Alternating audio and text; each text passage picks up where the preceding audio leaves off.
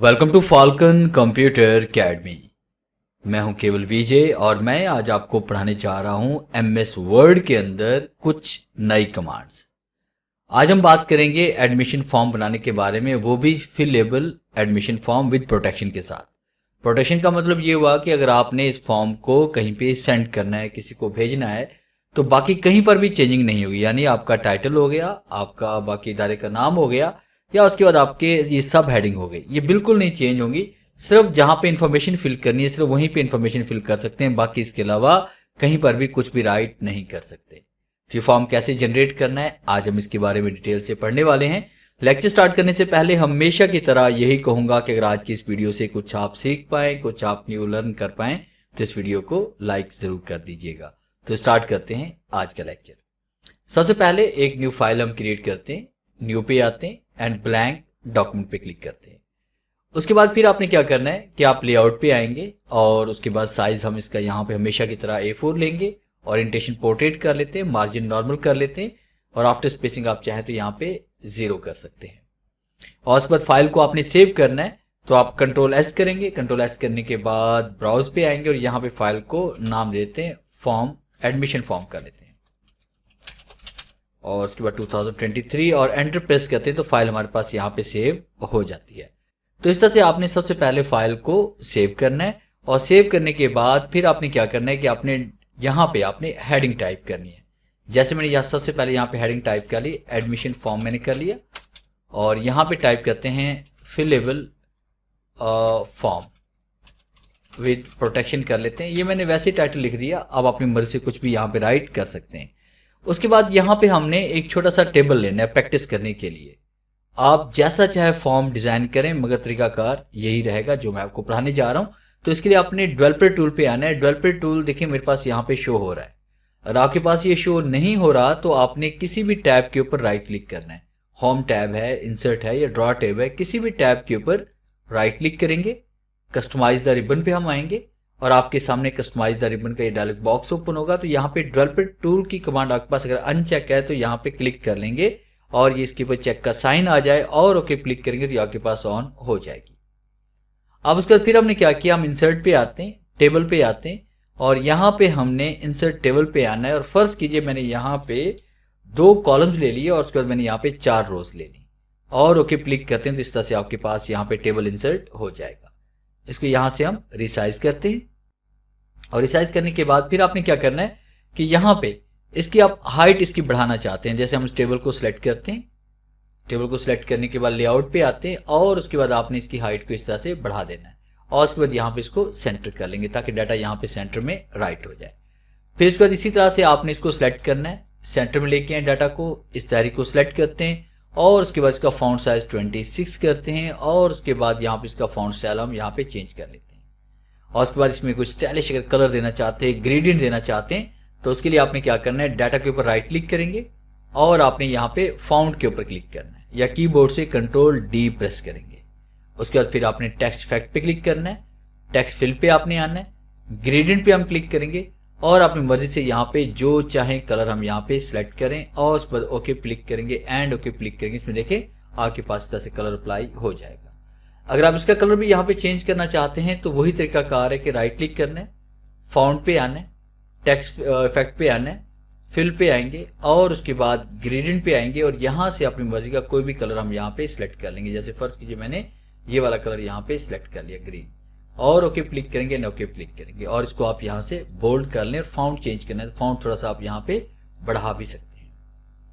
और ये data right करने के बाद फिर आपने टेबल में आना है और यहाँ पे हमने हेडिंग्स टाइप करनी है। जैसे मैंने यहाँ पे सबसे पहले यहाँ पे नेम लिखा, शिफ्ट कॉलन टाइप कर लेते हैं। अगर आप चाहें तो कॉलन के लिए अलग से कॉलम भी आप यहाँ पे ऐड कर सकते हैं।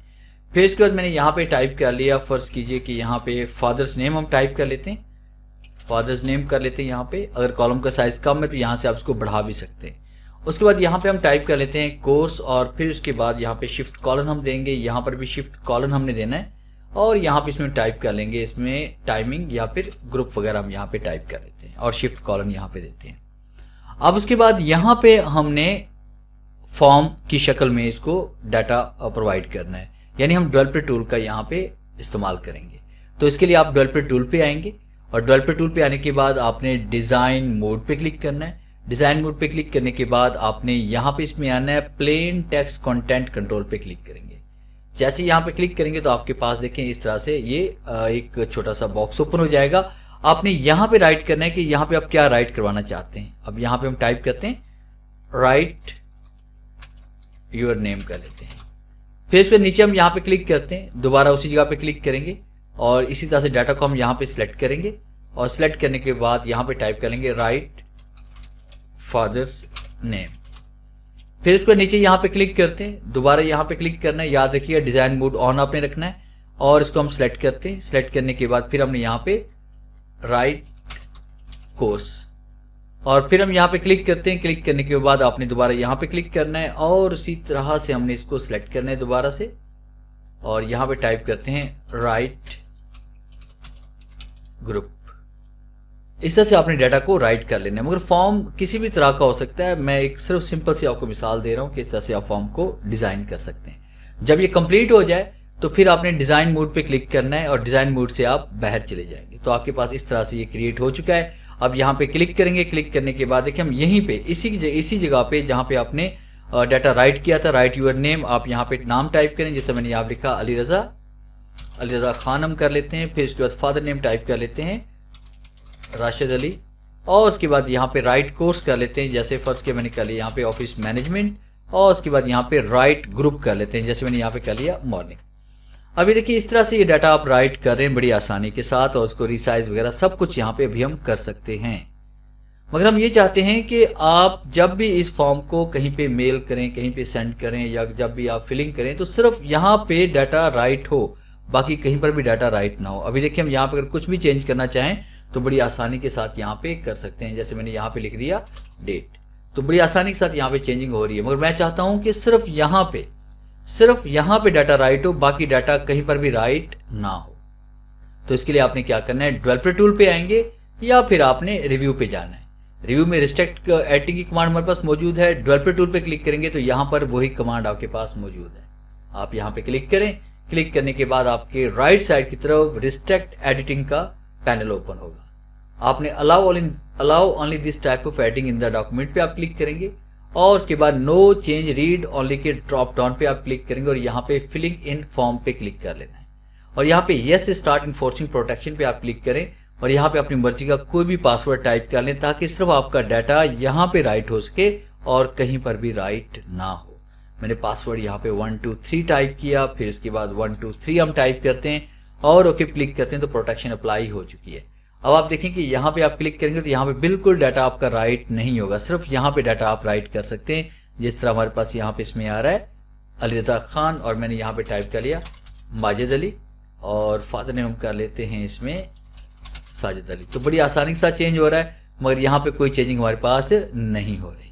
और आप देख रहे हैं कि यहाँ पे सारी कमांड भी आपके पास तकरीबन ये डिसेबल हो चुकी है क्योंकि हम इसे प्रोटेक्शन अप्लाई कर चुके हैं। और जैसे स्टॉप प्रोटेक्शन पे क्लिक करेंगे 1 2 3 टाइप करेंगे, फिर दोबारा हम इसके अंदर एडिटिंग यहाँ पर भी कर सकते हैं और उसके अलावा ऊपर भी हम कहीं पर एडिटिंग कर सकते हैं। तो ये था मेरा आज का लेक्चर जिससे मैंने आपको पढ़ाया कि आप MS वर्ड के अंदर फिलेबल फॉर्म किस तरह से जनरेट कर सकते हैं, वो भी प्रोटेक्शन के साथ। उम्मीद है आज के इस लेक्चर में ज़रूर कुछ नया सीखने को मिला होगा।